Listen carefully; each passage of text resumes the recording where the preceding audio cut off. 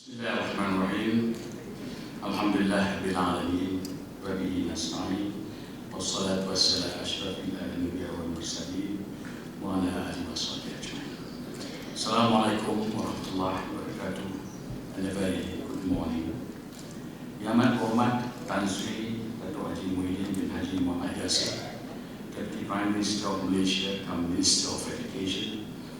Yang berhormat Dato' Haji Tajul Urus Haji Ahmad Zain, KEDAH Executive Council Member and State Education, Transportation and Public Works Committee Chairman, also the representative of the KEDAH Mentusa, yang berhormat members of the KEDAH State Executive Council, yang bahagia Tan Sri Omar Muhammad Hashim, the Deputy President of International Association of Historians of Asia, and the Chairman of the Executive Committee of the Malaysian Historical Society, Associate Professor Dr. Rohani Abdul, the Director of the Conference, members of the Universiti Utara Malaysia Board of Directors,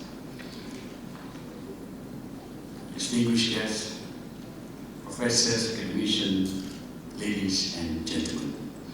All praise be to Allah, the Almighty, because of it is under His bounteous blessing that the 23rd Conference of the International Association of Historians of Asia 2014, Iaha 2014, has successfully convened at the TH Hotel and Convention Center, ALOR, KEDAH, Malaysia. It gives me great pleasure to bid a very warm welcome to our esteemed guest of honor, Yang Amat Berhormat Tan Sri Dato' Haji Muhyiddin bin Haji Muhammad Yasir, the Deputy Prime Minister of Malaysia and Minister of Education. I am also extremely pleased to warmly welcome the other distinguished guests, keynote speakers, presenters, and participants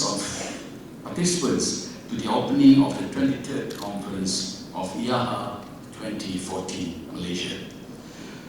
Universiti Utara Malaysia is truly honored to have this opportunity to play host in collaboration with the Malaysian Historical Society to Iaha 2014 in commemoration of its 30th anniversary. In 30 years, UUM has traveled far on the road to maturity and has grown larger in the eyes of the world through the foresight and determination of its helmsmen and the dedication and diligence of its campus community. From its humble beginnings of taking on the tutelage of a little more than 320 students in July 1984, it now has under its charge the academic edification and intellectual growth of about 30,000 students. These students, both local and international, are enrolled in undergraduate and postgraduate programs offered by 14 schools of academic inquiry under the auspices of 3 academic colleges. Relatively speaking, UUM has only just taken flight in the international skies, and its reception among the international academic fraternity is more than encouraging. For instance, your presence here from all quarters of the globe is ample proof of this. Your overwhelming response is nothing short of inspiring.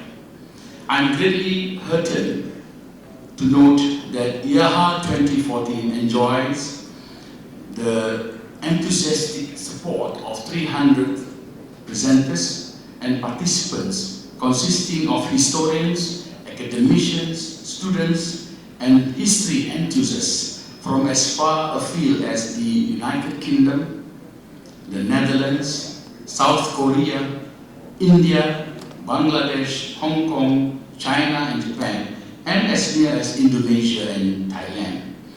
The number of papers scheduled to be presented here total a staggering 276 research papers. They cover all areas of inquiry that come within the purview of every sub-team of the conference. Among the interesting titles are Preserving History for Posterity, Indian Historiography from Entity to Non-Entity, and History and historiography, past, present, and future. Apart from the interest that the papers promise to excite, Iaha 2014 is also graced by the presence of a constellation of preeminent historians and academicians from Malaysia and overseas in the forms of Professor Emeritus Dato Siti Zuraina Abdul Majid, Professor Emeritus Dato Dr. Ni Hassan Suhaimi, Professor Datin Paduka Dato Ramlah Adam, Dr. Naumana Kiran from Punjab University, and Frank Oschendorf of Leiden University, just to name a few. This to me is ample reward for a patient wait of 2 years. The theme of the conference, Asian History, Historiography and Heritage, Managing Experiences and the Future, incorporates the element of management in keeping with UM focus on its niche areas. Besides emphasizing the wide currency of the field of management and the need for it in the organization of the experiences and attainments of humanity in its journey of life, it is also indicative of UM interest in designing and offering an undergraduate program centered on history and heritage management. Ladies and gentlemen, the essayist and biographer Bettina True said that the past reminds us of timeless human truths and allows for the perpetuation of cultural traditions that can be nourishing. It contains examples of mistakes to avoid, preserve the memory of alternative ways of doing things, and is the basis for self-understanding. She encapsulates in a few lines the broad parameters of the field of study that help us define ourselves and situates us in time and space. It provides the basis for our self-understanding, and self-understanding is certainly crucial to the growth of the people of any nation. History has always played a vital role in helping us make sense of our past.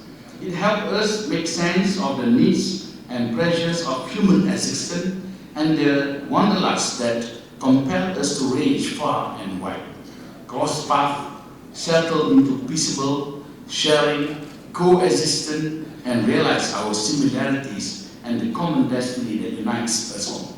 Thus, the importance of history in a nation's educational curriculum can never be overstated as a necessary branch of knowledge in engendering understanding, unity, and love for the nation.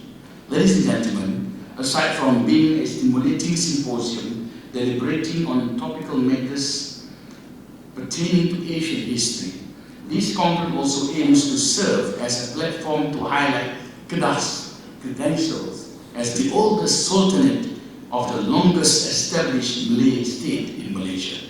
The sultanate itself stretches back in history to about 1,000 years, and the state has strong links to historical antiquity by way of the Pujang Valley heritage site and the Sungai Batu archaeological site. Apart from this, KEDAH also have a very rich natural heritage. The UNESCO endorsed Kilim Geopark Langkawi, the only geopark in South Asia officially endorsed by UNESCO, for one, represent ancient geological formation that preserve amazing geodiversity and biodiversity. The Malaysian government takes pride in preserving and protecting these cultural and natural heritage sites for posterity through research, documentation, and legislation. God willing, you may look forward to schedule excursion to this heritage site during this conference. Ladies and gentlemen, finally, I would like to congratulate all those involved in making this conference a reality. I do appreciate the hard work that went into planning and coordinating the various aspects of the conference to ensure that they came together seamlessly as one to the satisfaction of all concerned. I would also like to extend my sincere gratitude to all the keynote speakers, presenters, and participants for their enthusiastic support and participation. I'm confident that the intellectual smorgasbord promised by the numerous papers will serve everyone a satisfying feast of ideas in their areas of specialization. I'm hopeful that this symposium will stimulate wider networks of lively collaboration and projects centered on furthering research and scholarship in Asian history. Thank you. Wabillahi taufiq wal hidayah. Wassalamualaikum warahmatullahi wabarakatuh.